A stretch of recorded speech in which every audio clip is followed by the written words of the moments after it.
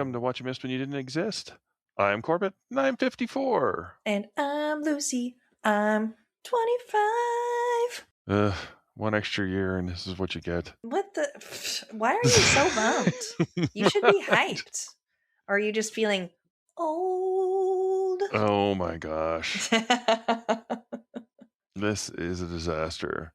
Speaking of disasters, that's terrible. Oh, this is kind of a sad one, honestly, for me. I'm a big space fan, but sorry, I should probably talk about the show. You know what? If you've never heard this show, it's kind of weird that you suddenly jumped in on this episode, but okay. This show, we talk about everything from 1970 to the year 2000, covering what Lucy missed when she did not exist. Because surprisingly, history kept happening regardless, and I was there for a lot of that. I think history doesn't keep happening. I think, well, actually, whoa, that's a deep conversation. History does always happen. But it's because I was born in 2001, people. Woot, woot. I know. Big year, in case you didn't know. Yeah, they're counting it. They've got math skills. Math. They're good. But what are we learning about today? Today we're talking about what happened in 1986, the Challenger disaster. But the 80s which were sounds so like some kind fun. of weird YouTube thing, if you ask me. A YouTube thing? Like clickbait? You know, it's Mr. Beast Challenger disaster. That would be terrible. That would be terrible. Okay, so the Challenger exploded on air, live, in front of the world in 1986. What is the Challenger? So that pretty much sums it up. Pause. The Challenger is this part of the Space Shuttle program. The Space Shuttle program is basically part of the space program. NASA. I did, when I mentioned this to you before we started recording, you were asking me about... Oh yeah, which mission? Because Apollo had 13 different missions. Yeah, Apollo had all these different missions and the number right after them. Apollo 11, Apollo 12, Apollo 13. Yes. That's because they didn't reuse the same capsule every time. They made a new one, and that was the one that was going to go. Yeah. With the space shuttle, they brought the space shuttle back, put rockets on it again, and launched it back into space. In fact, the space shuttle mission was designed to save money by essentially just using rocket pods to launch it up and then get it into orbit so it could work on stuff. It helped build most of the International Space Station and did a lot of the taxiing trips for just tons of everything. They would take it up in cargo loads because the whole thing was essentially a trucking complex. There was a big payload area in the middle of the shuttle. The capsule was just the part where the pilots and crew were at. Well, you kind of know a little bit about it. The Big Bang Theory. In Big Bang Theory, Wolowitz goes up to space as a payload specialist. Yes. Now, he's not on the space shuttle. He's in the Mir space launch capsules because they've long since retired the space shuttle program. But the payload specialist would go along with the space shuttle to help launch the satellites that are carried in its cargo bay or use the parts that are in its cargo bay to fix satellites that they're working on. So sort of a maintenance and repair type ship. And each ship had a name, just like the very first one was called the Enterprise, named after the ship from Star Trek because that seemed fitting. And it was a prompt to get everybody interested in space. I figured Star Trek would be flipped. Like the Star Trek show would be based on the space ships that went into space. The show Star Trek was really based off of Horatio Hornblower. I would recommend those novels if anybody has never read them. They're really good. They're good naval captain type novels dealing with piracy and problems on the sea. But there's a specific part where he talks about sailing using the stars. And that sailors sail from star to star. And if you listen to that commentary in your head, you go, oh, what if we sailed from star to star? And they took that idea and went with it and made Star Trek. Well, several other ideas go into it because there was tons of science fiction coming out at the time. But this isn't about that because that was before I existed. Sorry. But the space shuttle happened in my lifetime. And the Star Trek crew showed up for the launch of the Enterprise, which never went into space. It was only for the test runs and a lot of the preliminary stuff. Okay. Now, the Challenger. The Challenger, on the other hand, Challenger was I think it was on its 10th flight. So it wasn't like the first time the Challenger had gone up. It had been up several times. Columbia, I think, was the first space shuttle to go into space. And the Challenger had several payloads that was going to go with it. One of the unique things about the Challenger was it was going to carry Christina McCullough? McCullough? Yeah. She was a teacher. She wasn't an astronaut. She was a payload specialist, but her job was going to be to get kids in schools to learn about stuff in space while she's in space. They had set up a program where they were going to send out televisions to all the schools so kids could watch these broadcasts from space, and she would be able to teach people about stuff. It was the Teacher in Space project, the TISP. Okay. I don't think after, I mean, spoiler, bad things happened and it didn't go through. I don't think it ever came back around until around the 2000s. The Teacher in Space program took a long time to come back into view again. But the space shuttle took off on January 27th, and every school in America was watching it. And anybody who had a television usually was kind of paying attention just because it's a space shuttle launch. It's a launch into space. It's always kind of neat, though I will admit a lot of love of space travel had been waning since the 70s. Because once we reached the moon, like, well, we got there, we're done. Yeah. Nobody cared anymore. And I think that was the thing. The space shuttle program was going to be all about the maintenance and upkeep of keeping us into the stratosphere, which I always thought was kind of cool. It wasn't until something terrible happens, of course, anybody wants to pay attention. The 10th launch, no, the 10th flight of the Challenger.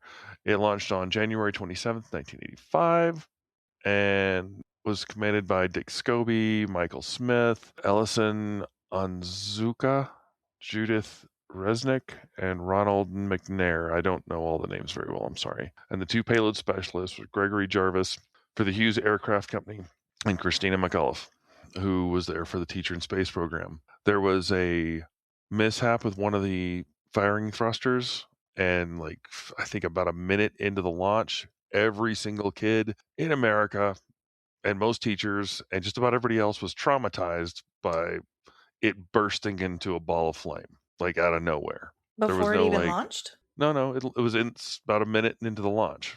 It was in the air, way, way up.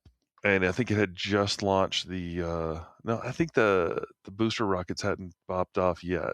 But yeah, it blew up. It blew up big. It blew up real big. So you watched this when you were in middle school? No, I was in 9th grade at the time. Oh. At least I think it was in 9th, may have been 10th. Because in 86 you would have been 15. So yeah, early high school. Oh, no, I was wrong. It was January 1986. Right. I said 1985, didn't I? Sorry. No, you've been saying 86.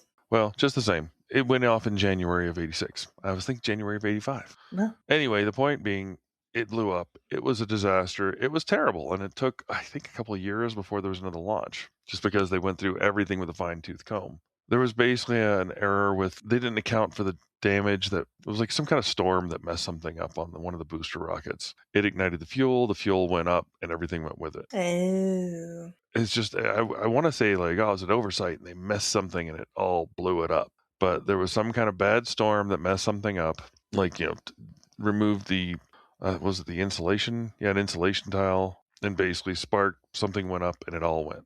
Mm-hmm. And I mean, you got to admit, it is kind of dangerous all on its own, because every space mission is just a giant pile of explosive fuel waiting to go. That is true. And you literally strap yourself onto the top of it and launch yourself into the air. So it's kind of crazy all on its own to go up to do it. And I'm very envious and terrified, because I know I would probably never be able to really do it. Maybe I would.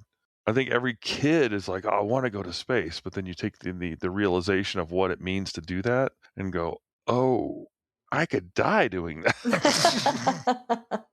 Yeah, big time. Yeah. I think that's something that everybody talks about now, too, is like going to Mars. Like, oh, yeah, we can go to Mars and we can colonize it. And yes, we can.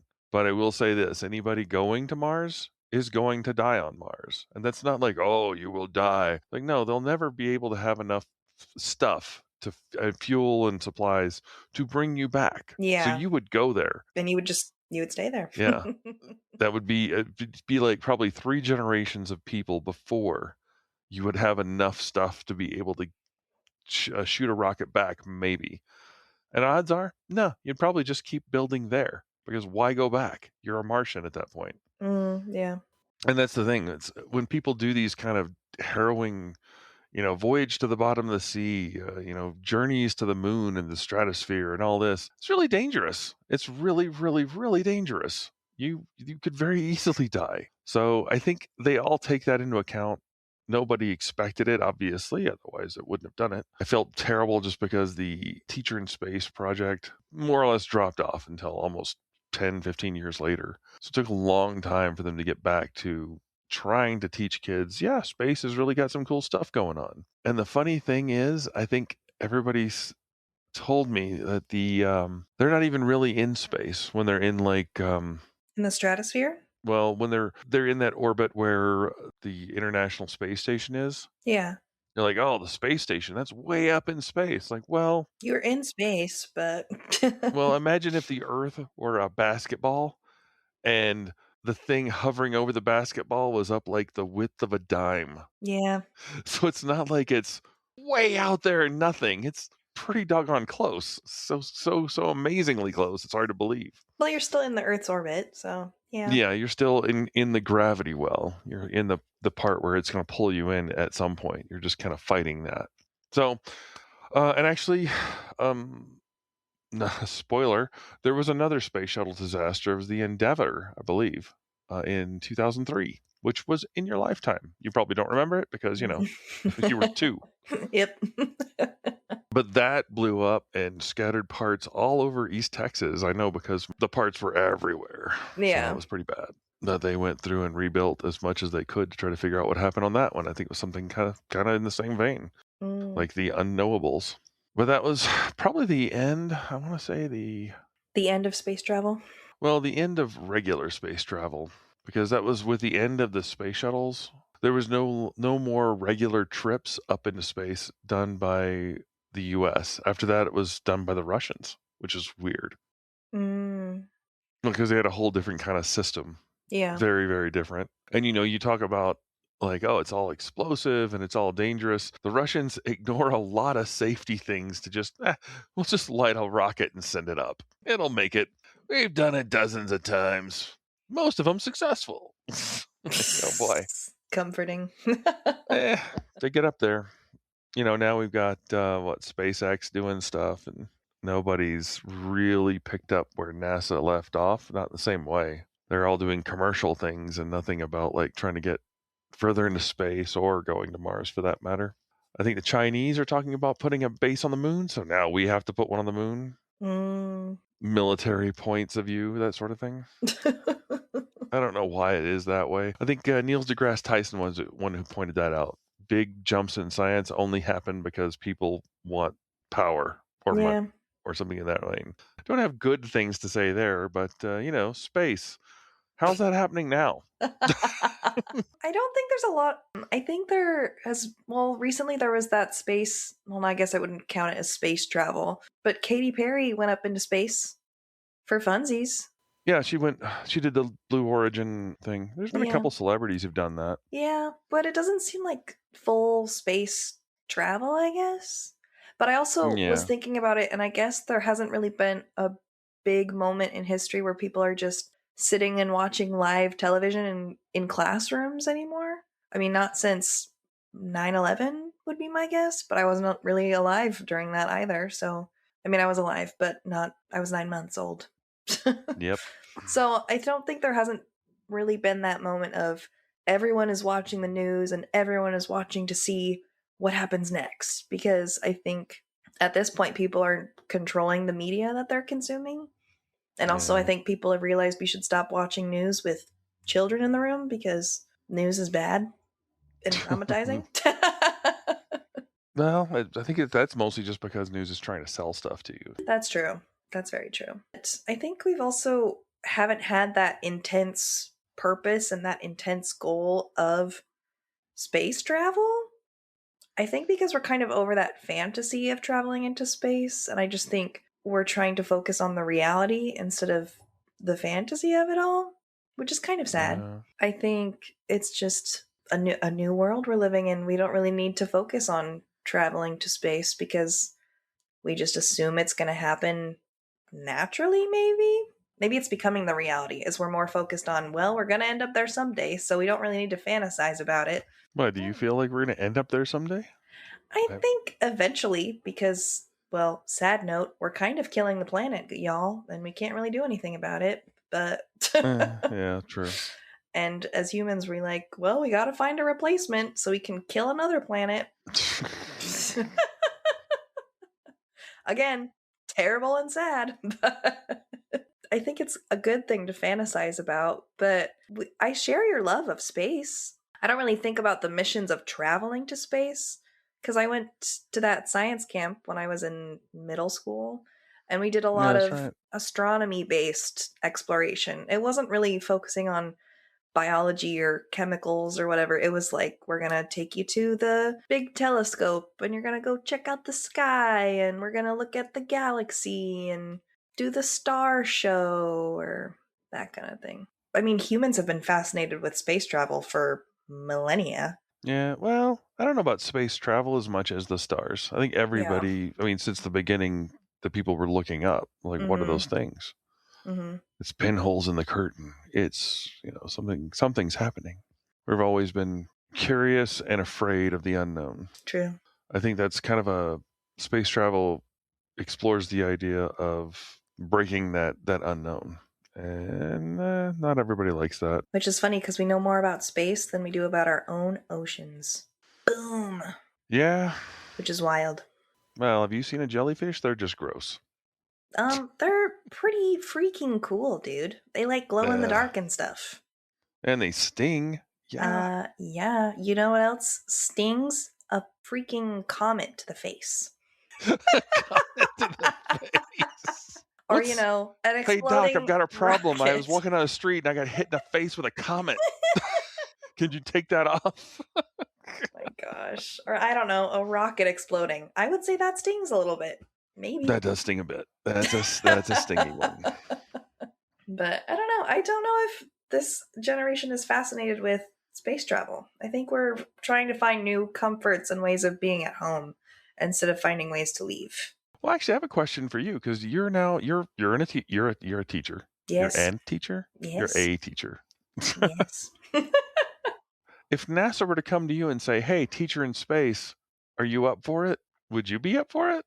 Would you do the training and all the bits to go do that? No, dude. I'm not built for that. I am a tall, blind, motion sick person, and I am a delicate little flower. I recognize and claim the fact that I will not be able to go into space, and that's okay. Sorry, you gave me the tall genes, dude. Do you, the giant, and the blind also genes. blind? Yeah. The blind giant, do you want to go into space? Because that sounds rough. No, it does. But, I mean, there's definitely a big part of me that wants to. But I will say that's the one thing that, yeah, I guess I'm a delicate flower, too. I drop my glasses, I become Velma from Scooby-Doo. I think you'd be worse than Velma from Scooby-Doo. Pretty bad. Yeah, that. And then, of course, I'm a giant, so I don't fit. I've been into simulated space capsules and stuff, and oh my gosh, this is for tiny little people. Exactly. And you're afraid of heights, dude. You're screwed. And small spaces. I'm not afraid of heights. I'm afraid of falling. And falling from space doesn't scare the crap out of you? It wouldn't scare me until I get to that last mile, probably. Terrible.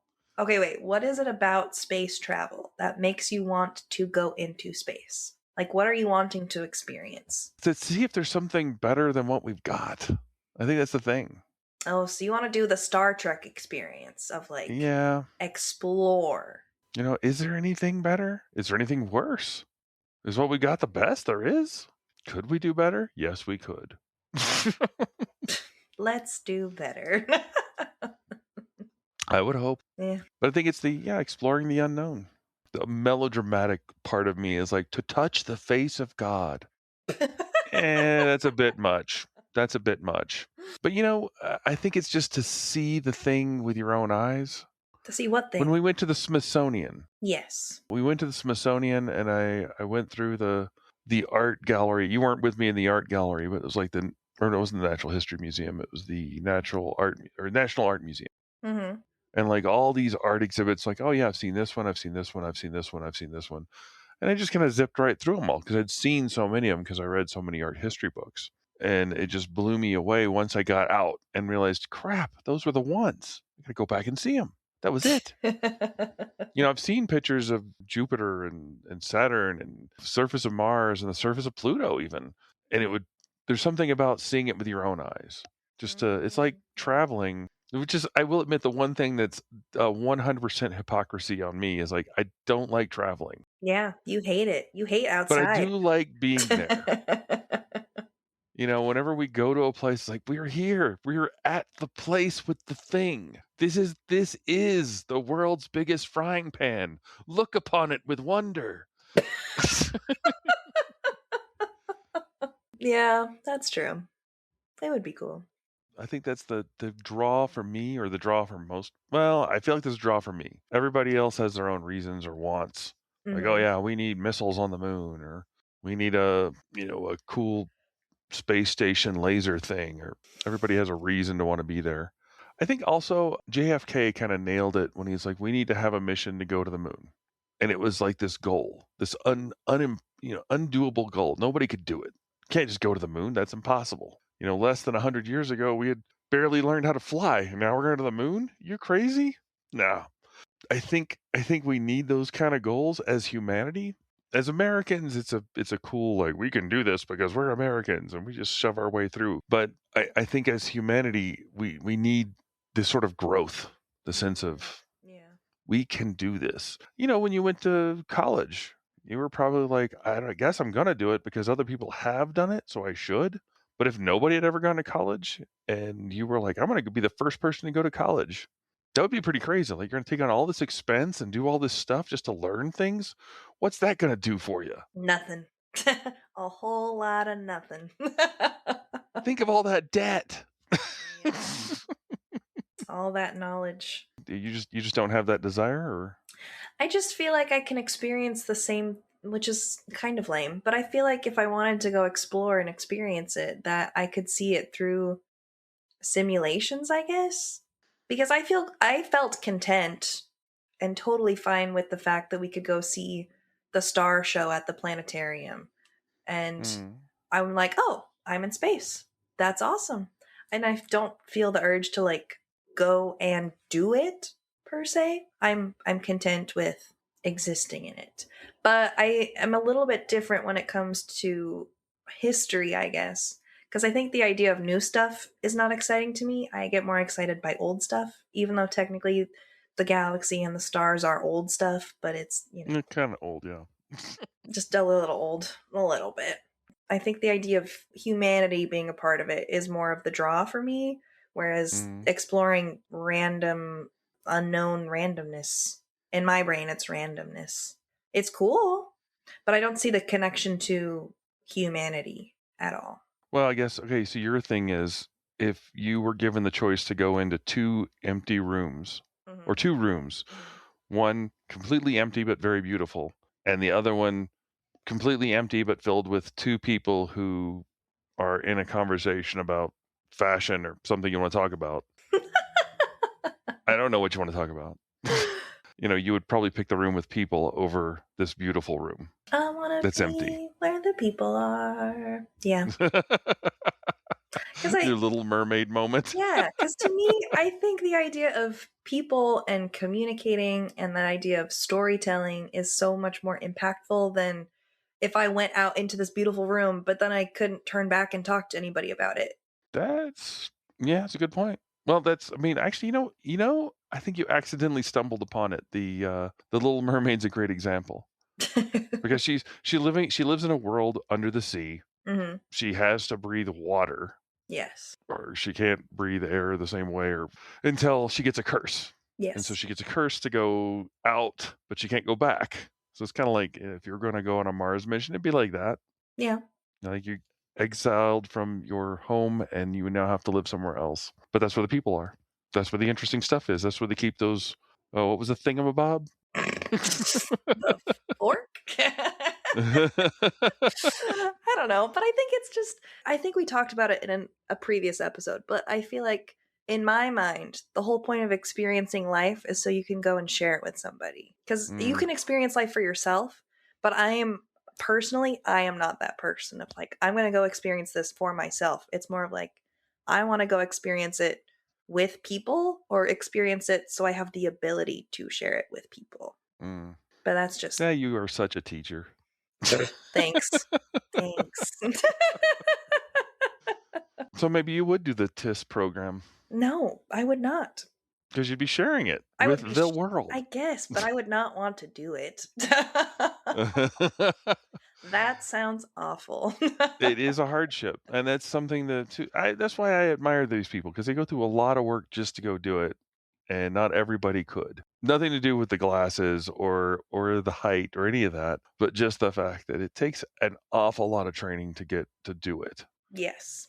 And like your health has to be immaculate, because I think they just had to pull a astronaut out of the space station because of a health problem. They didn't say what it was, but Yeah. could have been anything. That's the thing. You're all alone. You are. I mean, even with the crew there, that person was basically like stuck until they could get to a hospital on Earth where we live. I think that's kind of the true thing too about the going to Mars. I was thinking about it earlier, and it's kind of like being in the Wild West. Like, go out to the West and make a new land. Like, yeah, but what if you got to Nebraska and then the air stopped working? Yeah. That changes your whole aspect of how that is. Like, I could find some food, or I could grow some food. I could figure out a way to build a house. I could do all that. But when you stop being able to breathe, that's a hindrance. Just a little. Just a little. I could not have been one of those people that explored the Wild West. I would have been happy staying where I was. Such a homebody. Yep, I am. I admit it. I stake that claim.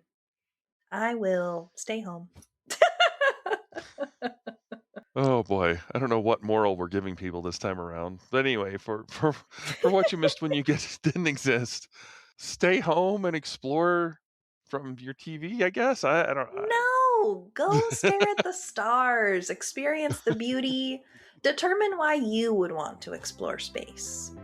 If you would. There you go. Space. People in space.